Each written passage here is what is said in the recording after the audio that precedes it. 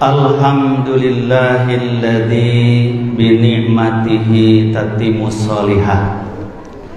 Asyhadu an la ilaha illallah al-wahidul ahadus samad alladzi lam yalid wa lam yulad wa lam yakul lahu kufuwan ahad. Wa asyhadu anna Muhammadan abduhu wa rasuluh alladzi qad addal amanah wa balagha risalah wa nasahal ummah wa jahada fillahi haqqa jihadih. Fa afdhalus salati wassalam ala hadan nabiyil karim wa ala alihi wa ashabihi wa man istanna bi sunnatihi ila yaumil ba'si amma ba'd. Faqala Allah Ta'ala fi kitabihil karim wa huwa asdaqul qailin. Ya ayyuhalladzina amanu taqullaha haqqa tuqatih wa la tamutunna illa wa antum muslimun. Wa qala Rasulullah sallallahu alaihi wasallam, fa innahu may ya'ish minkum ba'di fasayara ikhtilafan katsiran. Fa'alaikum bisunnati wa sunnatil khulafa'ir rasyidin al-mahdiyyin abdu 'alaiha bin nawajid. Yang saya hormati para alim ulama, para tokoh masyarakat, wabil khusus yang hadir di kesempatan yang baik ini, Bapak Ketua MUI Kecamatan Pangalengan, Ketua DKM Masjid Raya apa Masjid Agung ya? Oh, Masjid Besar. Bukan Raya, bukan Agung, tapi besar ya. Masjid Besar Kecamatan Pangalengan. Yang saya cintai, saya banggakan para pimpinan Jamiah Persatuan Islam. Yang saya cintai, saya banggakan para bapak ibu, hadirin hadirat, para jamaah taklim sekalian. Saya hadir di kesempatan yang baik ini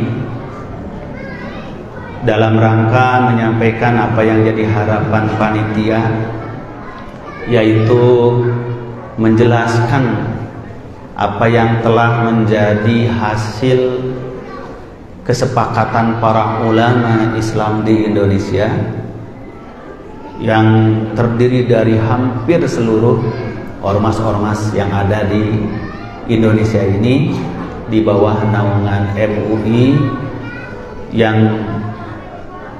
melakukan musyawarah nasional pada tahun 2007 terkait dengan kriteria aliran sesat. Dan di dalamnya tentu adalah Jamiah Persatuan Islam. Pada kesempatan yang baik ini, sehubungan waktu kita juga tidak banyak, insya Allah kita akan menguraikan secara singkat tentang kriteria atau ciri-ciri, tanda-tanda daripada pemahaman atau aliran atau sekte yang sesat, yang menyimpang. Nah, Bapak Ibu yang dimuliakan oleh Allah Subhanahu wa taala, sebelum kita menjelaskan 10 kriteria yang ditetapkan oleh Majelis Ulama Indonesia dengan perwakilan seluruh para alim ulama dan ormas-ormas Islam se-Indonesia pada tahun 2007, maka kita harus memahamkan dulu apa sebetulnya yang dimaksud dengan sesat, yang dimaksud dengan dolalah. Karena di kita ini, Bapak-Ibu sekalian, seperti disampaikan oleh Ketua MUI Kecamatan tadi, ada kecenderungan di satu sisi pemahaman kelompok beragama itu sangat-sangat kaku, sangat-sangat strict, sehingga setiap yang berbeda, setiap yang tidak sama dianggap itu sesat. Padahal tidak setiap yang berbeda, tidak setiap yang ikhtilaf itu otomatis sesat. Sebaliknya juga ada yang sangat longgar, ada yang sangat terbuka, yang bahasa sosiologisnya disebut liberal. Pokoknya segala pemahaman, segala pemikiran semuanya dianggap boleh dan benar. Nah, ini dua-duanya juga adalah pemahaman yang berlebihan. Berlebihan dalam kekakuan, berlebihan dalam kelonggaran. Nah, Islam ini memiliki manhaj wasatiyah, manhaj pertengahan, manhaj moderat. Seperti yang Allah firmankan di dalam surah Al-Baqarah, wa kadzalika ja'alnakum ummatan wasata. Kami jadikan kalian ini umat yang wasaton, umat pertengahan. Dalam segala hal, dalam akidah, ibadah, muamalah, akhlak, hukum, dan bermasyarakat. Semuanya ini adalah pertengahan, karena kebenaran itu di tengah. Tidak ada kebenaran itu di pinggir. Nah, maka kalau dalam bahasa sekarang ini, di mana kebebasan sering kebablasan, liberalisme ini telah meracuni pemahaman mayoritas generasi muda. Sehingga dengan paham kebebasan, orang jadi bebas berpendapat saja, bebas mengikuti paham apa saja, bebas mengikuti aliran apa saja. Tentu saja baik yang berlebih-lebihan dalam kekakuan, rigid istilahnya, sempit, maupun yang berlebihan dalam kebebasan, dua-duanya menyelisihi prinsip dasar Islam, yaitu prinsip wasatiyah, manhaj pertengahan Islam, kemoderatan Islam. Nah, sekarang ini Bapak sekalian, kedua pemahaman yang bertolak belakang ini banyak sekali disuguhkan ke masyarakat, membentuk opini pemikiran umat, sehingga itu membuka peluang umat mudah diadu domba atau dibenturkan. Kelompok pertama disebut mutasyaddidun, kelompok yang berlebih-lebihan, yang kaku, yang sangat strik, sehingga yang disebut beragama itu segala sesuatunya harus persis ceples seperti di masa Rasul. Tidak dibedakan mana urusan akidah ibadah dan mana urusan muamalah. Sebaliknya yang satu mutasahilun, lawannya ini adalah kelompok liberal yang segala boleh. Pokoknya agama itu tergantung pemikiran masing-masing. Karena agama itu tanggung jawab manusia langsung dengan Allah, jadi urusan dialah, jangan diurusin. Nah, ini dua-duanya pemahaman yang menyimpang. Contoh Bapak sekalian, contoh mutasyaddidun. Ada kelompok yang sangat ingin berpegang teguh kepada Al-Quran dan Sunnah, tapi tidak menggunakan kaidah-kaidah usul fikih, tidak menggunakan kaidah fikih, tidak menggunakan adilah syariah selain Al-Quran, Sunnah, ijma, qiyas. Ada maslahat mursalah, ada al-adatu muhakamatun, ada aqwalus sahabat, bahkan ada syar'un man qoblana, ada istihsan, ada 10 cara berdalil, bukan hanya Quran dan hadis saja, ada 10. Ini pengalaman di kampung saya atau di kota saya di Bekasi. Pernah ada keributan di suatu masjid, gara-garanya sederhana, itu mempersoalkan bentuk podium. Podium itu kebetulan waktu dibikin dibarengkan dengan masjid di tembok. Podiumnya itu, jadi kalau masuk dari samping, tidak pakai tangga, langsung saja cuma satu tangga, lalu di depannya pakai tembok untuk penahan orang yang khutbah. Samalah dengan podium yang dari kayu, cuma ini dari tembok. Tiba-tiba datanglah sekelompok saudara kita yang punya pemahaman sangat-sangat kaku. Lalu mereka bermusyawarah, dibongkar itu podium. Itu podium dibongkar tanpa minta izin dulu ke ketua masjid DKM, dihancurin. Pas datang DKM-nya kaget, loh siapa yang membongkar podium ini? Itu katanya tadi ada sekelompok pemuda membongkar. Ketika dipanggil kata mereka, ini podium gak sesuai sunnah. Ini podiumnya bid'ah katanya. Jadi podiumnya dianggap bid'ah. Kenapa? Karena dalam hadis-hadis Nabi, podium di masa Nabi itu dibuatnya dari apa? Dari kayu. Lalu podium itu bukan menghadap ke depan, tapi menghadap ke belakang kalau di masa Nabi. Dari depan majunya itu 3 tangga, 1 tangga, 2 tangga, 3 tangga, lalu duduk. Itu dibongkar podium sampai ribut. Nah, akhirnya karena DKM-nya marah, akhirnya dilarang taklim itu di tempat tersebut.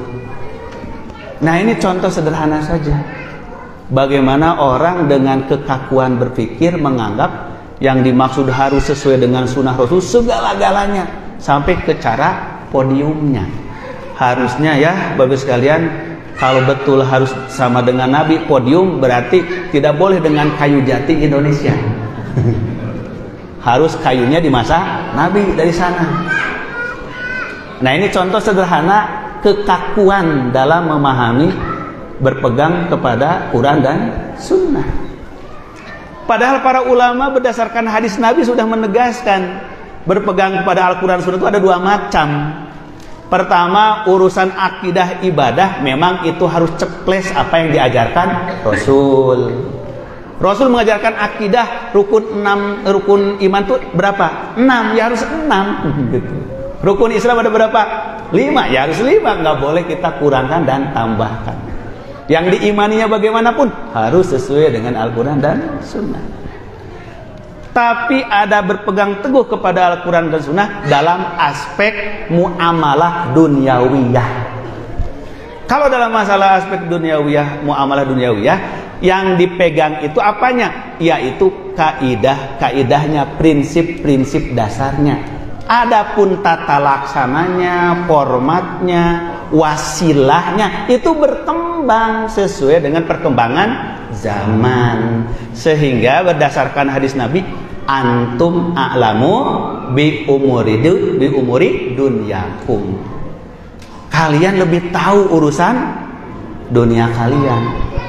Dalam hadis yang lain lengkapnya adalah wa ma kana min amri dinikum fa ilayya wa ma kana min amri dunyakum fa antum a'lamu bihi. Kalau itu urusan agama, akidah, ibadah, maka kembalikan padaku, kata Rasulullah, harus seperti aku. Tapi kalau itu urusan muamalah, urusan keduniaan, kalian lebih tahu. Nah, kenapa? Karena kalau urusan akidah ibadah diajarkan rinci oleh Rasulullah, oleh Al-Quran dan hadis. Adapun urusan muamalah yang diajarkan oleh Islam itu pokok-pokoknya, kaidah-kaidah dasarnya. Contohnya Islam mengajarkan kita berusaha, kasab, mencari rezeki. Coba Bapak sekalian, yang diperintahkan oleh Allah dan Rasulnya itu perintah mencari rezeki yang halal. Disebutkan nggak bentuk apa, bagaimana cara rezeki yang halal? Dirincikan apa tidak? Tidak. Itu diserahkan kepada apa? Kepada masing-masing orang, masing-masing kaum. Kalau di masa Rasul mencari rezekinya bertanam kurma. Kalau di Pangalengan jangan maksain tanam kurma, nggak bakal jadi. Betul? Iya. Di Pangalengan apa yang ditanamnya? Kentang gitu kan, kumbeli, kol, ubi tuh. Tapi Islam mengajarkan mencari rezeki di antara yang halal dengan bercocok tanam, dengan berdagang. Sabda Rasulullah, sebaik-baik usaha, atyabul kasbi, semulia-mulia kasar, kata Rasulullah, adalah yaitu ma'amil rajul biyadihi, amal rajul biyadi, perbuatan seorang dengan tangannya, keahlian gitu. Keahlian. Kemudian apa? Wa bai'un mabrur, jual beli yang mabrur, yang baik. Nah, Rasulullah mengatakan di antara rizki yang terbaik hasil keahlian tangan. Apa keahlian tangan? Ya, kalau sekarang mungkin seperti kerajinan tangan, kemudian kemampuan teknologi, kemampuan keahlian bangunan, arsitektur dan lain sebagainya. Ini kemampuan. Di masa Rasul belum ada. Kemudian jual beli yang mabrur. Di masa Rasul jual belinya apa? Jual belinya peternakan, onta, sapi, domba. Kemudian pertanian, kurma, anggur. Itu yang di masa Rasulullah. Tetapi Rasulullah SAW mengajarkan bahwa yang terbaik dari usaha seseorang keahlian tangannya dan jual beli. Apa yang dijual belikan itu sesuai dengan situasi kondisinya. Jangan maksain kita transaksi jual beli di Pangalengan, transaksinya jual belinya korma, karena nggak ada. Nah, jadi pohon kurmanya, bertani kormanya itu kewenangan manusia. Tapi yang diajarkan Islam kaidah-kaidah akad jual belinya. Ini namanya urusan muamalah. Contoh sederhananya begini Bapak sekalian. Allah memerintahkan kepada kita menunaikan ibadah haji seumur hidup 1 kali. Nah, ibadah haji ini telah ditetapkan oleh Allah dan Rasulnya waktunya bulan haji dimulai dari Syawal sampai Dzulhijjah. Ditetapkan tempatnya yaitu Mekah. Di dalamnya ada tawaf di Ka'bah, ada mabit di Mina, ada wukuf di Arafah, mabit di Muzdalifah, lempar jumroh. Itu tidak bisa dirubah. Karena apa? Itu pokok-pokok akidah dan ibadah. Tidak boleh hajinya jadi pindah ke Pondok Gede, Jakarta. Tetapi berangkat menunaikan ibadah haji, nah itu urusan muamalahnya, wasilahnya. Dalam Al-Quran dikatakan, wa adzin finnasi bil haji ya'tuka rijalan wa ala kulli dhamirin ya'tuna min kulli fajin amik. Umumkan oleh engkau wahai Ibrahim kepada manusia untuk menunaikan haji ke Baitullah. Niscaya mereka datang sambil berjalan kaki atau menunggang unta yang kurus, datang dari berbagai pelosok bumi. Coba Bapak sekalian, kata Al-Quran panggil manusia untuk haji, niscaya datang berjalan kaki dan naik unta.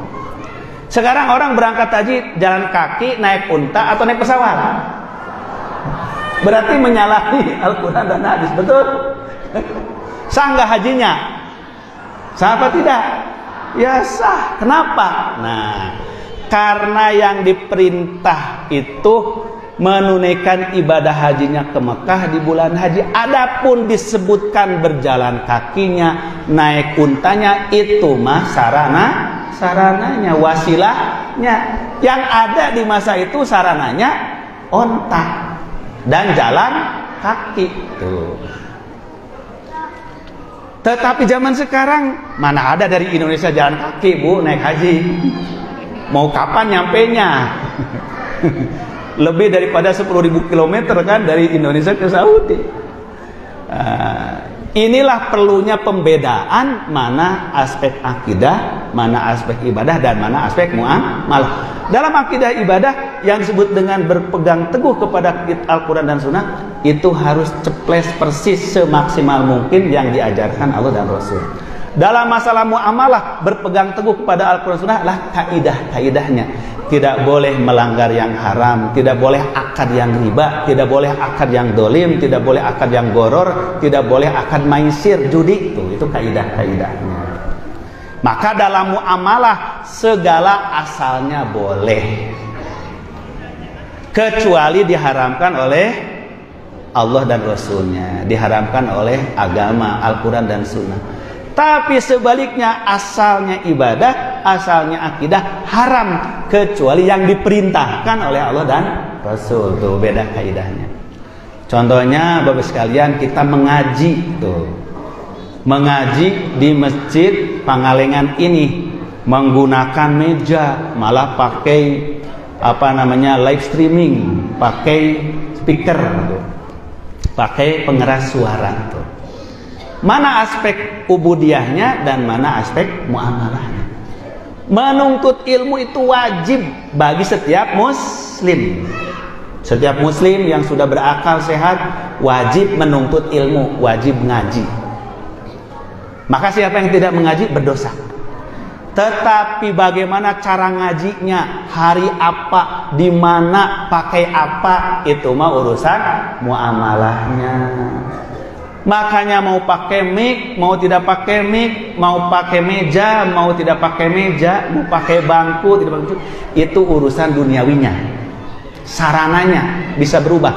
Tapi yang wajib itu mengaji, yaitu mengaji yang benar, kitabullah dan sunnah Rasulullah SAW.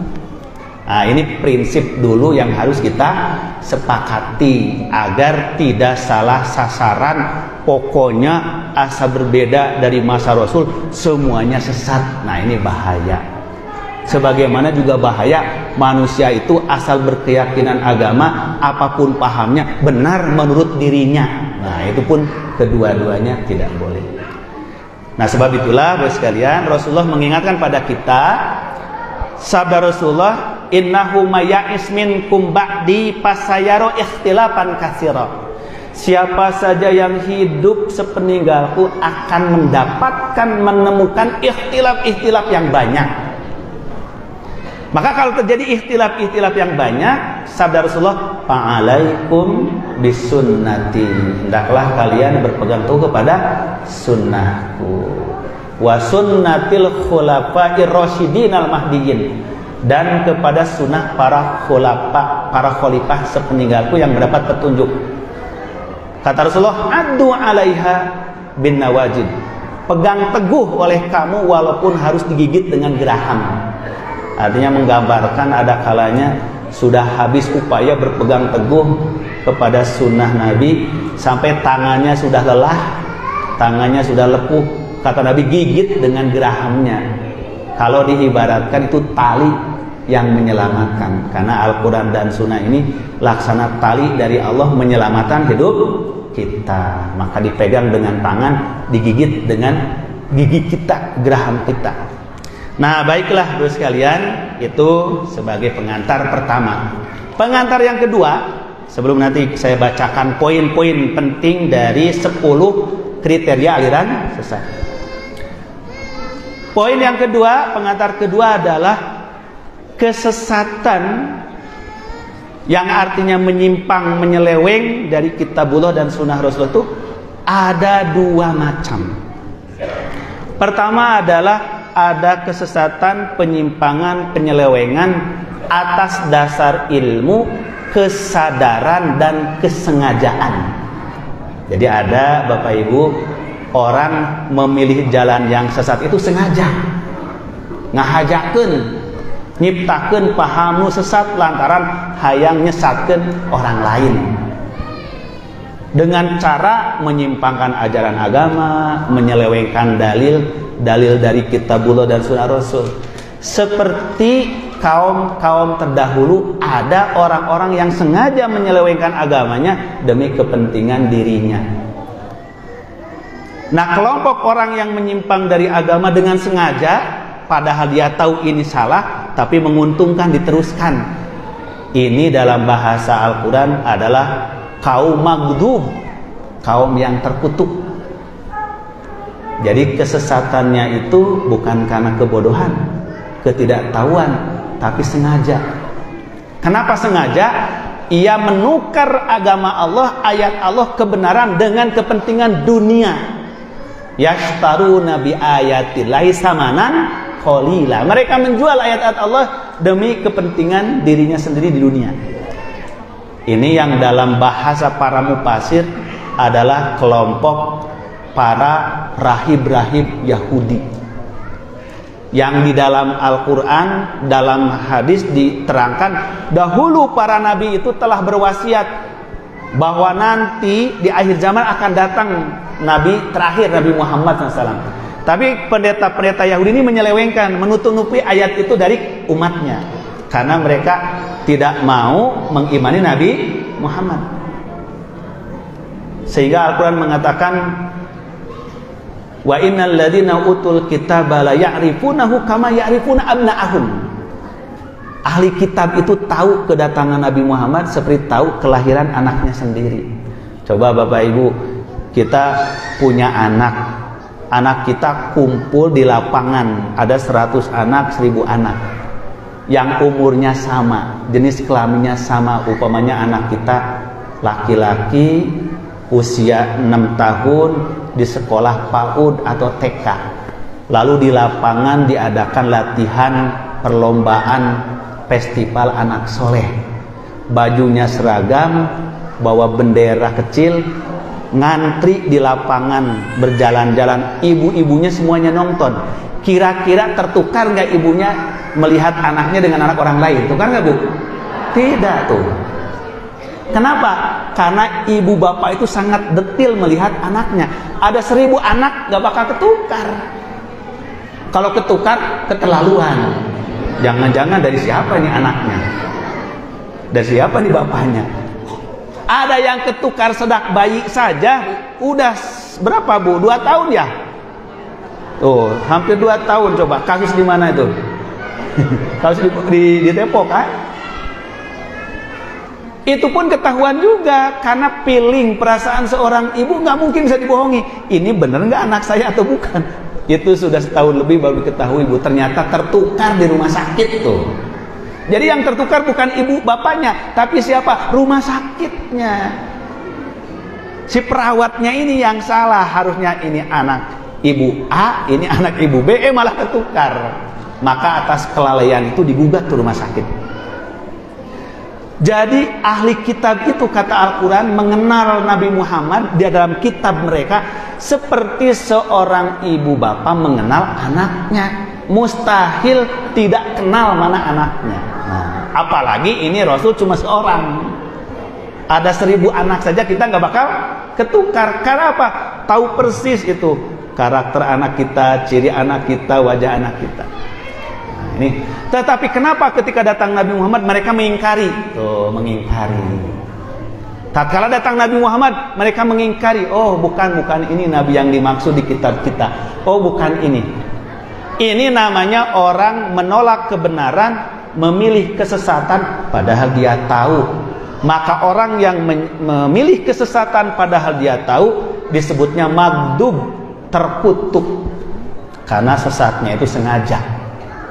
Sesatnya itu sengaja. Maka orang yang sesat dengan sengaja biasanya dari kalangan intelektual, orang pinter tuh. Jadi jangan aneh kalau ada orang pinter sesat, namanya pinter kebelinger. Jadi pinter tapi sesat, namanya pinter kebelinger. Ini artinya tidak boleh orang berdalil melihat benar dan salah karena lihat pengikutnya.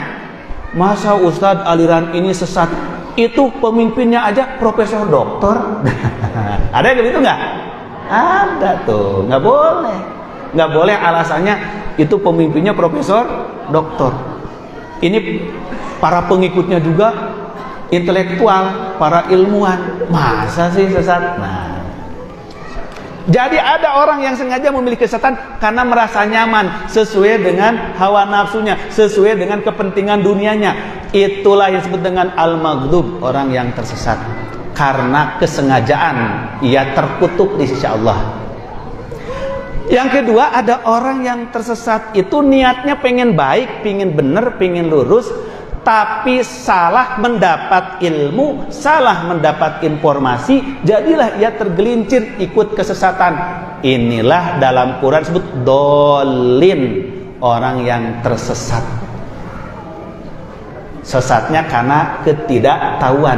Maka kenapa kita di dalam sholat sehari semalam 17 kali kita berdoa kepada Allah, ihdinas siratal mustaqim, tunjukkanlah kami ya Allah ke jalan yang lurus. Apa jalan yang lurus itu? Yaitu siratal ladzina an'amta alaihim, jalannya orang-orang yang telah Engkau beri nikmat. Siapa orang yang diberi nikmat oleh Allah? Para nabi, para rasul, para syuhada, para solihin, para sidikin tuh. Itulah jalan orang yang lurus. Ghairil maghdubi alaihim waladhdallin, bukan jalan orang-orang yang terkutuk, bukan jalan orang-orang yang menyimpang. Yang terkutuk, yang sesat dengan ilmunya, yang menyeleweng, menyimpang karena kejahilannya. Jadi jangan heran kalau di aliran sekte sesat selalu ada dua kelompok. Kelompok intelektualnya yang mengemas kesesatan seolah-olah benar. Dibungkuslah dengan ilmu, dibungkuslah dengan logika, dibungkuslah dengan apa? Dengan argumen-argumen akal. Ada para pengikut yang husnudon kepada para pemimpinnya. Karena dia niatnya baik, tapi ilmunya lemah, jadilah sesat. Nah, maka waspadalah kesesatan dari dua pintu. Pintu ilmu para intelektual yang melacurkan dirinya, melacurkan ilmunya, dan pintu kebodohan, keawaman. Maka penyakit para intelektual, para ilmuwan adalah syahwat, yaitu kecintaan pada dunia.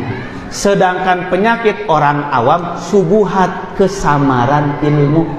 Maka penyakit beragama menimbulkan kesesatan dua. Satu syahwat, hawa nafsu, ambisi kekuasaan. Yang kedua subhat, kesamaran di kalangan orang-orang awam. Maka kenapa kita berlindung dari kesesatan itu dari dua sisi. Ghairil maghdubi alaihim waladhdallin. Nah, ini Bu. Jelas kira-kira? Nah, jadi mengukur sesat dan bidah itu bukan dilihat siapa pemimpinnya, siapa pengikutnya, tapi harus diukur. Itulah sebabnya kenapa di Majelis Ulama Indonesia di MUI dibuat kriteria yang menjadi pedoman untuk kita mengukur mana aliran itu, paham itu benar, mana paham itu sesat. Itu semuanya hasil ringkasan perasan saripatinya dari Al-Quran dan Sunnah dan ijma para ulama mutaqaddimin, para ulama salafus salih dari generasi sahabat, tabi'in, atba'ut tabi'in. Baik Bapak sekalian, nah karena kita waktu, langsung kita ke poin-poin pokok pembahasan intinya. Jadi di dalam Rakernas atau Rapat Kerja Nasional MUI di Saripan Pasifik Jakarta tanggal 6 bulan 11 yaitu November tahun 2007 ini ditetapkan hasil pengkajian para ulama dari berbagai disiplin ilmu, menetapkan 10 ciri tanda pokok aliran itu sesat. Maka siapa yang terkena ciri 10 ini, itulah ciri kesesatan. Satu apa yang pertama, Bu sekalian? Yang pertama adalah mengingkari salah satu dari rukun iman yang 6. Jadi yang paling diutamakan satu apa? Ciri aliran sesat itu mengingkari rukun iman yang 6. Memangnya Ustadz ada orang yang rukun imannya tidak 6? Ada. Tuh. Contohnya satu apa? Aliran Mu'tazilah. Aliran Mu'tazilah itu sekte Mu'tazilah rukun imannya cuma 5 gitu.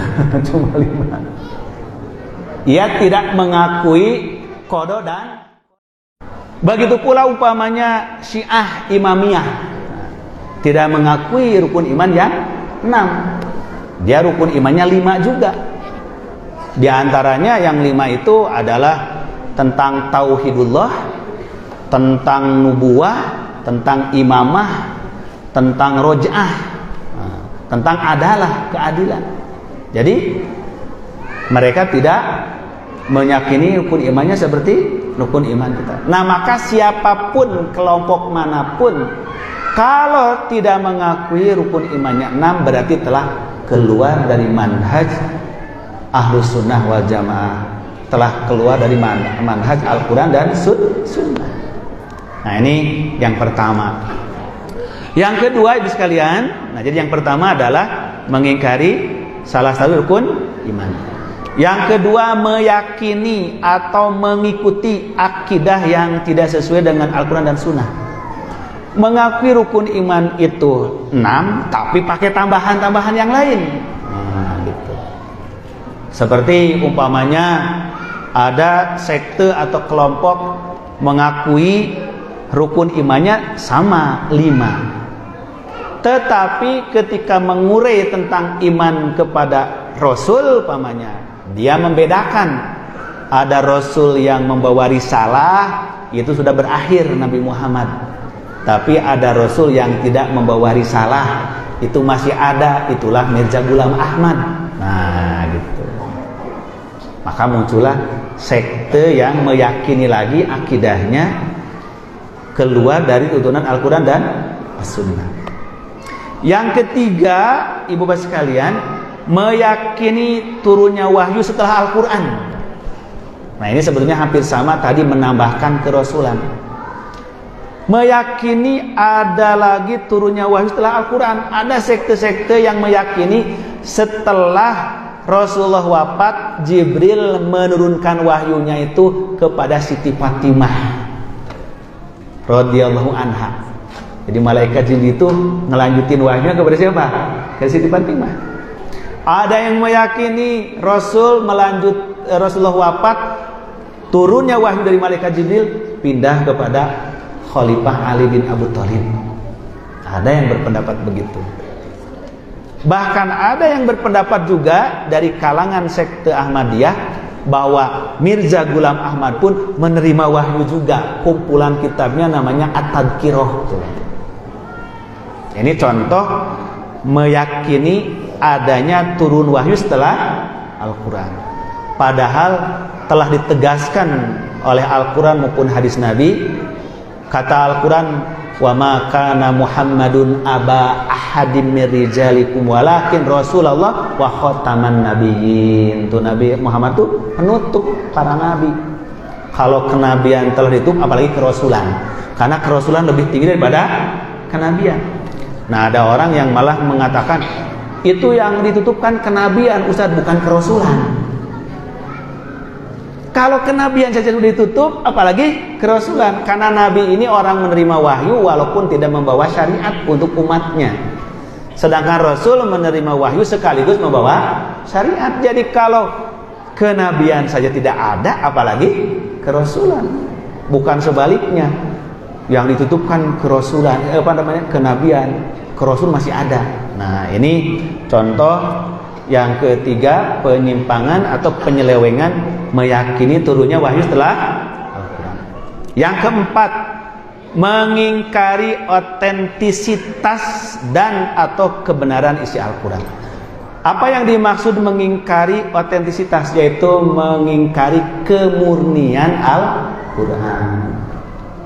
Ada kelompok di kalangan kaum muslimin mengimani semua rukun iman, tapi giliran Al-Quran dia meyakini ada ayat-ayat Al-Quran yang keliru, ada ayat-ayat Al-Quran yang hilang, ada ayat-ayat yang tidak dimasukkan ke mushaf. Nah, seolah-olah mushaf Al-Quran ini tidak asli, tidak orisinil. Ini pun adalah sesat.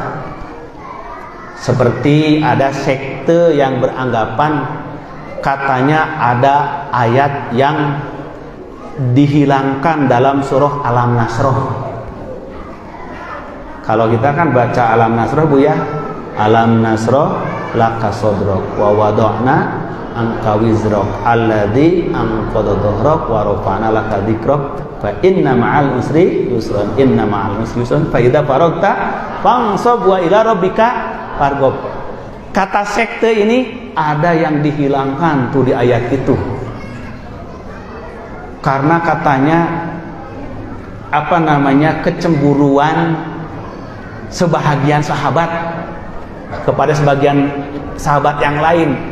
Padahal katanya ada ayat di situ. Waja'alna lakasihrok, waja'alna aliyan lakasihrok, dan aku jadikan Ali sebagai menantumu, katanya gitu. Itu katanya ada setelah Alam Nasrah lakasodrok wa wada'na angkawizrok. Nah, di situ ada katanya ayat yang dibuang, waja'alna aliyan lakasihrok. Nah, itu namanya menuduh Al-Quran ada yang kurang. Itu juga sesat itu. Itu satu. Lalu yang kelima, melakukan penafsiran Al-Quran yang tidak berdasarkan kaidah tafsir. Jadi setiap ayat, Bapak sekalian, itu kalau ada asbabun nuzulnya harus merujuk ke asbabun nuzul. Kalau tidak bersifat umum dan mutlak, umum dan mutlak. Kalau ayat itu ditujukan kepada suatu hukum sholat, saum, zakat, ya berlaku sesuai dengan turunnya. Tidak boleh orang sembarang menafsirkan maknanya, tujuannya, kaidah-kaidahnya. Nah, contohnya begini. Ada satu kelompok di antara kaum muslimin yang sholatnya laki-laki perempuan dicampur, sapnya berjauh-jauhan, ada nggak? Ada. Itu yang lagi rame kan, lagi viral. Sholatnya sengaja berjauh-jauhan jika sedang upacara. Berjauh-jauhan, seorang satu sajadah, jaraknya semeter, ya kan? Ketika dikonfirmasi, ditabayun, kenapa Pak Kiai, Pak Ustadz, Syekh, kok cara sholatnya begini? Maka dengan enteng menjawab, itu kan diajarkan oleh Quran. Kata Al-Quran, ya ayyuhalladzina amanu idza qila lakum tafassahu fil majalis fafsahu yafsahillahu lakum. Wahai orang beriman, kalau dikatakan kepada kamu berlapang-lapanglah, berjauh-jauhan lah, tuh itu ayatnya. Ayatnya betul, tapi penafsirannya ngaco. Tuh. Ayat itu bukan kaitan dengan sholat. Ayat itu telah sedang menerangkan kalau di majelis ilmu sudah rapat, sudah padat, ada orang masuk nggak kebagian, kita geser tuh. Itu maksudnya. Jadi ayatnya betul, tapi menafsirkannya tidak memakai kaidah. Ini kaidah ayat ini diterangkan para ulama bukan kaitan dengan sab sholat, tapi terkait dengan majelis ilmu. Nah, itu mah sama dengan orang saking semangatnya sedang kampanye ingin disebut berdasarkan apa? Berdasarkan dalil, gitu kan? Inna sholati wa nusuki wa mahyaya wa mamati lillahi rabbil alamin. Baru ditunjukkan gambarnya, wa nusukina ke sini. Inna sholati wa nusuki. Nusuknya harus ke sini katanya. Ibadahku dan nusukku karena Allah. Jadi ibu bapak kalau menusuk gambar saya harus karena Allah. Karena kata ayat juga inna sholati wa nusuki. Nah, itu seperti itu. Atau karena sedang semangat kampanye, mari kita sukseskan program saya. Kalau saya akan jadi desa yang paling bersih, yang paling rapi sesuai dengan perintah Al-Quran. Qul huwallahu ahad, Allahus samad. Ayatnya betul, tapi bukan maksudnya ke sana. Nah, ini juga cara menafsirkan yang menyimpang, menyeleweng. Kemudian yang keenam, mengingkari kedudukan hadis Nabi sebagai sumber ajaran Islam. Ini sudah terjadi sejak di zaman Imam Asy-Syafi'i rahimahullah. Makanya Imam Syafi'i dalam kitab beliau, kitab Al-Um, ada bab khusus namanya kitab dalam kitab itu ada Jami'ul Ilm atau Jima'ul Ilm. Nah, jadi ada kitab dalam babnya kitab Al-Um Imam Syafi'i namanya kitab Jima'ul Ilmi. Di dalam bab itulah beliau menerangkan dialog beliau dengan inkarus sunnah. Jadi sudah ada orang yang mengingkari hadis Nabi sebagai dalil agama. Cuma Bapak sekalian harus dipahami, orang yang mengingkari sunnah ini ada dua macam. Pertama ada inkarus sunnah mutlakon, mengingkari sunnahnya secara mutlak, pokoknya nggak menerima hadis apapun derajatnya. Jangankan yang doib, yang sohih pun nggak dipercaya. Jangankan hadis ahad, hadis mutawatir pun ditolak. Ini disebut dengan inkarus sunnah mutlakon, mengingkari sunnah sama sekali. Mereka hanya mengakui dalil agama itu Quran saja, semuanya hadis ditolak. Yang kedua adalah ada inkarus sunnah ba'don, hanya mengingkari sunnah sebagian saja. yaitu tidak menerima hadis-hadis ahad dalam akidah. Nah, makanya ada kelompok sekte yang tidak percaya ada azab kubur dengan alasan hadis adanya azab kubur itu hadis ahad, bukan mutawatir. Diriwayatkannya tidak oleh ratusan sahabat, tapi hanya 1-2 sahabat. Padahal para ulama sepakat kalau hadis sudah sahih, benar dari Rasul, mau mutawatir, mau hadis ada, itu dalil agama. Karena hadis mutawatir itu terbatas sekali jumlahnya, maka akan banyak nanti hukum agama, akidah agama yang hilang dari Islam kalau tidak diterima hadis ahad. Makanya ada orang tidak mengikuti cara sholat Rasul, cara haji Rasul, semata-mata katanya sesuai dengan Al-Quran. Padahal ketika melakukan di Al-Quran tidak rinci, akhirnya menafsirkan sendiri, malah mengikuti hawa nafsunya. Tuh. Jadi hadis diingkari yang ada hawa nafsu. Kebetulan saya pernah berdiskusi, berdebat dengan kelompok ini di tahun 1999. Itu langsung dengan salah satu tokohnya di Jakarta Timur, di Masjid Cipinang Raya namanya. Itu berdialog. Ketika ditanya dari mana dalilnya itu kalau nggak mengikuti sunnah takbir dalam sholat, cara takbirnya gimana? Allahu Akbar. Pandai saja dia beralasan, itu kan ada ayatnya cara takbir, yaitu awalam yarau ila thairi fawqahum saffati wa yakbidna ma yumsikuhunna ila rahman. Tidakkah kamu lihat bagaimana burung-burung mengepakkan sayapnya ketika terbang? Jadi kalau kita takbir, lihat aja burung mengepakkan sayapnya tuh kan. Jadi ada saja alasannya kan? Ada saja alasannya. Kenapa harus repot-repot mentakwil ayat yang bukan maksudnya untuk cara sholat? Padahal sudah dirincikan dalam hadis Nabi. Nah, jadi karena nggak mau menerima hadis Nabi, malah mengarang-arang menafsirkan dari ayat Quran. Nah, ini makanya itu ciri yang ke-6, mengingkari kedudukan hadis Nabi sebagai sumber ajaran Islam. Baik mengingkari semuanya ataupun mengingkari sebagiannya. Nah, ciri sekte ini tidak percaya ada azab kubur. Jadi orang kalau sudah mati ya sudah, tidak ingat apa-apa. Nggak ada azab nikmat kubur sampai nanti dibangkitkan tiba-tiba di hari kiamat. Dalilnya surah Yasin, gitu kan? Ya, ia mengatakan ketika dia dibangkitkan dari alam kuburnya, mereka mengatakan ya wailana mimman apa namanya? Subhanallah, surah Yasin. Mimman ba'asa mimar qadina hada. Man ba'asana mimar qadina hada. Ketika ia bangkit dari alam kubur, dia mengatakan man ba'asana mimar qadina hada. Siapa yang membangkitkan kami di alam kubur ini, di tempat tidur kami? Menunjukkan katanya sedang di alam kubur, ia tidak ingat apa-apa.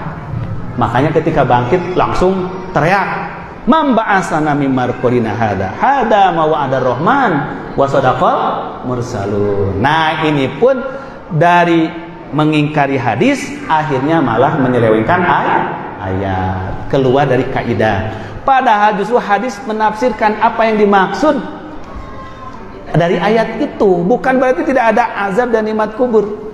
Justru mereka kaget selama di alam kubur itu masih berupa gambarannya, belum wujudnya.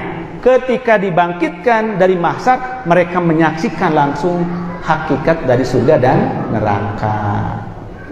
Baik, karena waktu Bapak sekalian, kita lanjut. Yang ketujuh, ciri dari aliran sekte sesat itu menghina, melecehkan, dan merendahkan para nabi dan rasul. Menghina, melecehkan, merendahkan para nabi dan rasul Allah. Banyak orang mengaku muslim, mengaku mukmin, tetapi di dalam memuliakan Nabi, memuliakan Rasul, terpengaruh oleh pemikiran kaum orientalis. Menganggap bahwa Rasulullah SAW itu bukan contoh yang ideal, tapi karena contoh di zaman primitif. Untuk sekarang mah nggak ideal lagi Rasulullah tuh. Ada yang berpendapat begitu. Ideal itu untuk zaman primitif katanya. Zaman modern mah nggak ideal. Buktinya apa? Buktinya Rasul istrinya banyak. Kalau sekarang nggak ideal pemimpin itu kalau istrinya banyak, harus satu kata dia. Karena berarti dia diskriminasi pada wanita. Nah, jadi dia mengingkari keidealan, kemuliaan, keteladanan Rasulullah, merendahkan. Sekarang Bapak sekalian, saya informasikan ada satu situs YouTube, akun YouTube namanya adalah Sunnah Nabi. Wah, itu judulnya bagus sekali, Sunnah Nabi. Tetapi isinya itu menceritakan kisah-kisah dalam Al-Quran dan hadis, namun dengan narasi menyeleweng, menyimpang. Sehingga orang mula-mula mendengarkan ini ayatnya, ini hadisnya, tapi terjemahannya saja. Lalu gambarnya ini animasi, gambar animasi. Ternyata setelah didengarkan, isinya adalah penghinaan kepada Rasulullah, kepada istri Nabi, kepada Al-Quran. Nah, ini banyaklah muslim yang terpengaruh dengan pemahaman-pemahaman itu. Disangkanya itu benar, padahal ayatnya benar, hadisnya benar, tapi diselewengkan. Seperti menghinakan Rasulullah SAW dalam kasus Zaid bin Harisah. Kok masa Rasulullah tega-teganya menyuruh anaknya, anak angkatnya itu menceraikan istri tercintanya yaitu Zainab binti Jahsin, karena Rasulullah cinta kepada Zainab. Nah, itu narasinya begitu. Ayatnya benar dalam surah Ahzab dibacakan, tapi isinya diselewengkan bahwa Rasulullah menyuruh Zaid bin Harisah menceraikan Zainab karena Rasulullah suatu siang datang berkunjung ke Zaid bin Harisah. Zaidnya lagi tidak ada. Di dalam ada Zainab yang tidak sedang memakai busana. Na'udzubillah. Sehingga Rasulullah tertarik kecintaannya itu. Pulanglah ke rumah merenung supaya Zaid menceraikan Zainab, karena Rasulullah jatuh cinta pada Zainab. Coba itu. Banyak orang akhirnya termakan. Oh, segitunya Rasulullah. Mulailah timbul ketidaksimpatian pada Rasul. Innalillahi. Kalau seorang muslim sudah tidak simpati ke Rasul, mau bagaimana? Padahal kisah yang benar itu hadis palsu kisahnya itu. Walaupun ada di kitab-kitab tafsir itu hadisnya lemah dan palsu.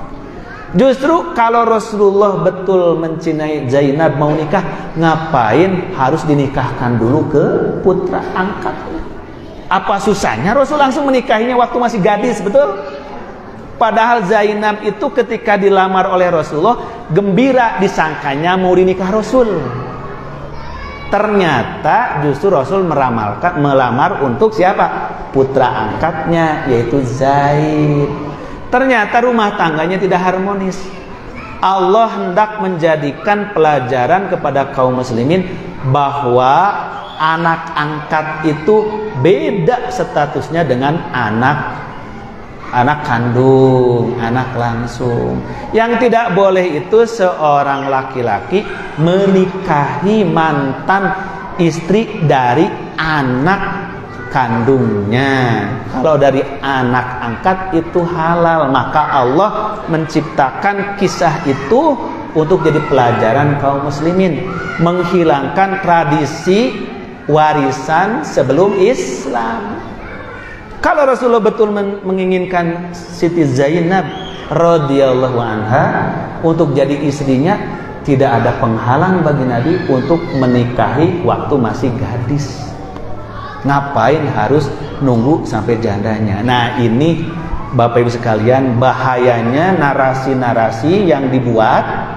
Mereka itu membuat kartun-kartun yang judulnya bagus, Sunnah Nabi, gambar-gambarnya dibuat menarik. Ini anak-anak muda pasti senang menggandrungi. Sekarang sedang diupayakan agar akun itu dihapus, tapi ternyata itu sudah diterjemahkan kepada puluhan negara. Rupanya ini ada sindikat internasional yang membuat, lalu dengan otomatis oleh mesin penterjemah itu diterjemah ke semua bahasa di dunia. Nah, ini cara orang menyesatkan kaum muslimin sekalian. Kemudian yang kesembilan, pokok-pokok kriteria ciri-ciri penyimpangan itu adalah mengubah, menambah, dan atau mengurangi pokok-pokok ibadah yang telah ditetapkan oleh syariat Islam, seperti menambah atau mengurangi jumlah sholat, jumlah saum Ramadan, dan ibadah-ibadah pokok yang lain. Contohnya, Bapak sekalian, ada kaum muslimin tapi berpendirian sholat yang fardu itu cuma 3, sehingga disebutnya Islam waktu telung. Islam tapi sholatnya hanya 3 waktu. Bahkan ada yang sholatnya hanya 2 kali dalam setahun, Idul Fitri, Idul Adha. Banyak juga yang gitu kan. Ini masih mendingan sehari 3 waktu, subuh, kemudian duhur dan maghrib. Nah, 3 saja. Asar nggak ada, isya nggak ada. Ini mengurangkan yang sudah ditetapkan oleh agama. Ada kaum muslimin di Indonesia ini yang kalau puasanya tidak lengkap sebulan, tapi pokoknya puasa itu harus mulainya Senin, lebarannya harus Kamis. Nggak peduli 3 sebulan atau tidak sebulan. Ada yang begitu. Sehingga di Indonesia ini terkadang prihatin kalau mau lebaran, yang harusnya maksimal perbedaannya sehari, karena sebulan itu kata hadis Nabi maksimal 30 hari, minimal 29. Jadi kalau 29 atau 30 hari saum Ramadan itu sudah sesuai hitungan 1 bulan, sudah sempurna. Itu namanya masih ikhtilaf. Ada yang menghitung bulan Ramadan ini 30 hari, namanya disempurnakan, diikmalkan hitungan bulan Ramadannya, disempurnakan hitungan bulan Sya'bannya. Fa'akmilul iddata salasin, jumlah jadi 30 hari bulan Sya'bannya.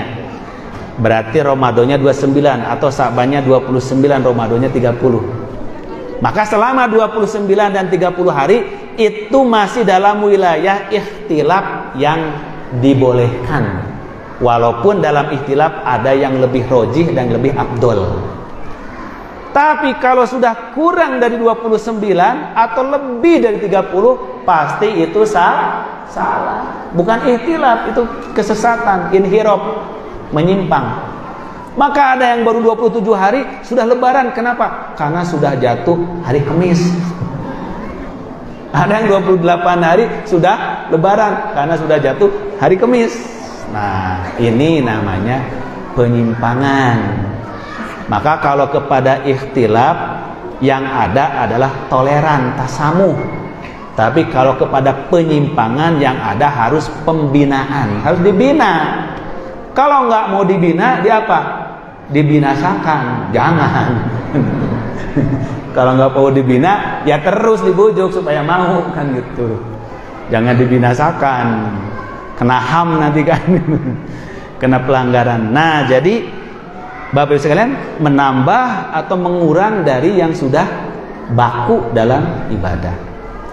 Terakhir Bapak Ibu sekalian, nah, karena waktu kita, saya memberikan contoh sedikit-sedikit saja. Mengapirkan sesama muslim tanpa dalil syar'i, seperti mengapirkan muslim yang di luar kelompoknya. Ada umpamanya sekte kaum muslimin tapi mengapirkan orang lain. Memang tidak mengatakan kamu kafir, tapi memperlakukannya. Jadi disebut dengan mengkafirkan itu ada 2. Mengkafirkan secara lisan, qauli, ada yang mengkafirkan secara amali. Secara qauli itu umpamanya begini, kamu kafir karena belum jadi pengikut saya. Kamu kafir karena belum baiat pada imam saya. Kamu kafir karena tidak sepaham dengan saya. Nah, saya yakin kalau lisan seperti itu pasti orang tidak berani. Kalaupun berani, terbatas. Karena pasti akan diserang banyak orang. Tapi kalau kafir amali, Umpamanya dia menganggap tidak sah kawin kelompoknya kepada yang lain, tuh itu namanya mengkafirkan secara amali. Kamu nggak boleh kawin dengan dia sampai dia harus ngikut dulu kelompok kita. Kenapa? Kalau kawin juga nggak sah. Tuh. Kalau nikah kamu diwalikan oleh bapamu nggak sah, bapamu nggak berhak menikahkan, yang berhak saya. Tuh itu sama dengan mengkafirkan tapi tidak kata-kata. Kalau datang bertamu ke rumahnya disambut baik-baik, tetapi kalau sudah pulang disertu itu kursinya, dicuci itu temboknya. Ada nggak yang begitu? Ada. Memang nggak mengatakan kafir, tapi kalau bekas duduk kita disiram. Lalu kalau sholat berjamaah dengan kita dianggap tidak sah, harus dia jadi imam. Nah itu tidak mengatakan tapi melakukan. Itu namanya mengkafirkan secara fi'li, cara perbuatan. Nah, Bapak Ibu sekalian, ini semua kriteria yang telah dirumuskan oleh para ulama berhari-hari merupakan ringkasan dan perasan intisari dari semua kaidah-kaidah yang terdapat dalam Al-Quran dan Sunnah Nabi SAW.